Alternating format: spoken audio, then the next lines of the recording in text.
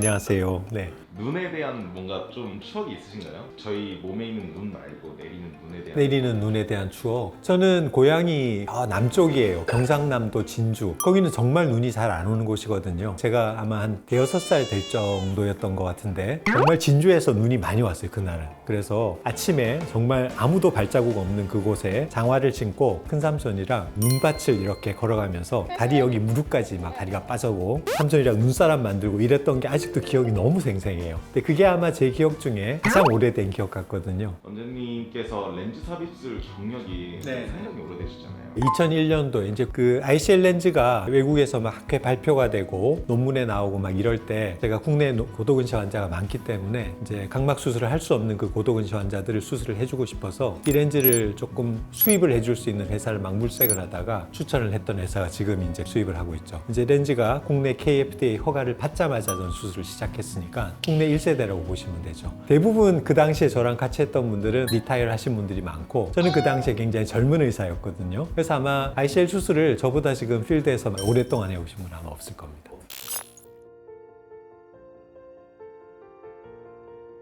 아주 막 심하게 뭐 렌즈를 교체를 하거나 이런 일까지 갔던 험한 케이스는 없었거든요. 그런 건 없는데 이제 2001년도 초창기에는 지금하고는 모델이 많이 달랐어요. 광학부의 크기도 지금보다는 좀 작고 아쿠아홀이라고 센트럴 홀이 없었기 때문에 수술하기 전에 그 LI라고 그래서 홍채 절개술을 레이저로 하기도 해야 되고 지금은 양쪽 눈을 대부분 안과에서는 동시에 같은 날 수술을 하잖아요. 초기엔 안 그랬어요. 한쪽 눈 수술하고 일주일 동안은 짝눈으로 있다가 일주일 후에 반대쪽 눈을 수술하고 그만큼 수술 결과에 대한 확신이 의사들도 좀 적었던 때였던 거죠. 수술 이후에 이제 부작용도 좀 있고 근데 그 당시에는 그 방법이 고도근시를 치료할 수 있는 유일한 방법이었기 때문에 수술을 할 수 있다는 것만으로도 많은 분들이 굉장히 행복해했고 그랬던 좋은 기억들만 저는 가지고 있는데 개인적으로는 제가 수술을 직접 했던 환자들이 그렇게 심하게 뭐 불평을 했거나 컴플레인을 했던 환자들 기억을 하기는 좀 힘든 것 같습니다. 제가 잘하기도 해서 그렇겠지만 그랬던 것 같아요. 뭐 무척 행복한 거죠.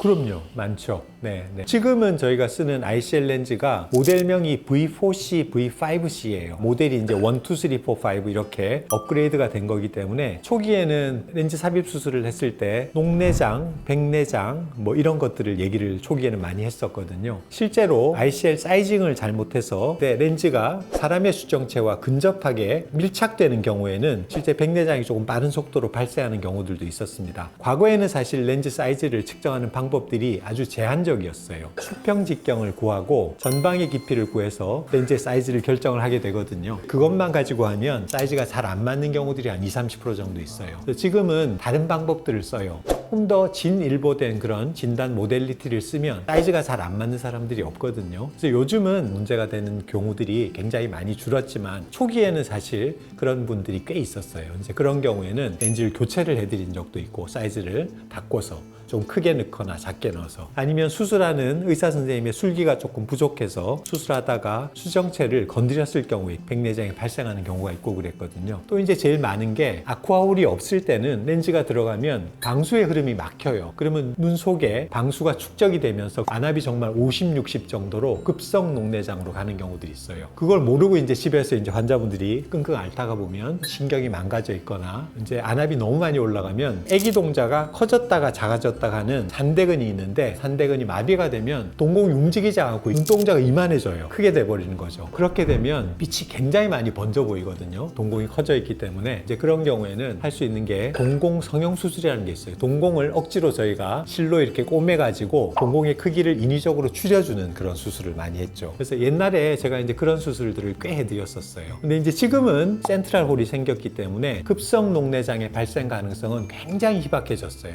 또 한 가지 렌즈 삽입 수술의 단점 중에 하나가 외상에 대한 일부 취약성이 있거든요. 그건 사실 완전히 해소되진 않아요. 그래서 우리가 이제 눈 안에 렌즈를 넣어 놓으면 그 자리에 안정적으로 잘 있어야 되는데 눈을 어디 부딪히거나 우리가 뭐 살다 보면 시비가 붙어서 싸울 수도 있는 거 아니에요. 제가 의뢰된 환자 중에 술 마시고 시비가 붙어가지고 한 대 맞았어요. 근데 렌즈가 이탈된 거죠. 그래서 이제 그걸 제가 제자리에 다시 끼워드렸던 적이 있는데 그런 외상에 의한 취약성 그거는 사실 영구적으로 조금은 남는다는 거. 모든 수술은 감염의 우려가 일부 있어요. 근데 이제 문제는 뭐냐면 각막 표면에 염증이 생기는 것들은 저희가 피해가 그렇게 크지 않아요. 근데 렌즈 삽입 수술은 눈 속 수술, 안내 수술이기 때문에 눈 속에 염증이 생기면 우리가 안내염이라 그래서 눈 속에 고름이 차거든요. 그러면 그 피해는 상당히 클 수 있어요. 사실은 저는 제가 수술하고 그런 경험은 없어요. 근데 외부에서 수술을 하고 교정이 잘 안 돼가지고 그 난시 렌즈를 한 두세 차례 정도 위치를 조정하는 수술을 했던 환자였는데 그러고 나서 염증이 생겼어요. 그래서 저한테 의뢰가 됐던 경우가 있는데 그 환자분은 렌즈를 제거하고 염증 조절은 잘하고 다시 시력은 복원이 됐죠. 그러니까 그런 일들이 생겼을 때 조기에 적절한 치료가 이루어지지 않으면 실명의 우려가 일부 있다는 건 사실인데 그런 일은 정말 드물어요. ICL 렌즈 수술을 했을 때 생길 수 있는 염증의 확률은 5만 명 정도의 한 명이죠. 그러니까 정말 이건 운이 나쁜 거예요. 정말 운이 나쁜 건데 초기에 저희가 그런 염증이 생기지 않도록 2주 정도는 안약을 열심히 넣도록 관리를 합니다. 그래서 그렇게 관리를 잘하면 정말 드문 일이다라고 얘기를 드릴 수 있을 것 같아요. ICL 렌즈와 내피세포의 손상은 이제는 관련이 없다라고 보셔도 돼요. 초창기에 2000년대 초반에 ICL 말고 두 가지 렌즈가 더 들어왔었어요. 그 두 가지 렌즈는 전방 렌즈거든요. 전방 렌즈는 후방 렌즈보다 거리가 가깝습니다. 그래서 내피세포에 손상을 줄 가능성이 많아요. 지금도 사실은 전방 렌즈를 일부 사용을 하고 있는 병원들이 있기는 한데 그 내피세포에 대한 손상 가능성 때문에 전방 렌즈 삽입 수술은 이제 거의 줄어들고 있는 상황이다. ICL 렌즈는 그럴 가능성이 굉장히 희박하고요. 수술할 때 수술자가 경험이 미숙한 분이거나 렌즈를 넣을 때 각막을 건드리지만 않는다면 내피세포가 손상될 가능성은 거의 없거든요. 내피세포에 대한 손상은 이제 걱정 안 해도 됩니다. 센트럴 홀에서 불빛이 산란이 돼서 그런 거예요. 모든 사람이 그걸 느끼지는 않아요. 처음부터 느끼는 사람도 있고 아닌 사람도 있는데 느끼는 사람들도 한 달 내지 세 달이 지나면 대부분은 그 현상이 사라지고 적응이 돼요. 그래서 초기에만 느끼는 그런 증상이다라고 생각하시면 돼서 그거는 크게 걱정은 안 하셔도 되고 설사 좀 지속된다고 하더라도 시간이 흐르면 흐를수록 그 부분은 충분히 적응이 가능합니다.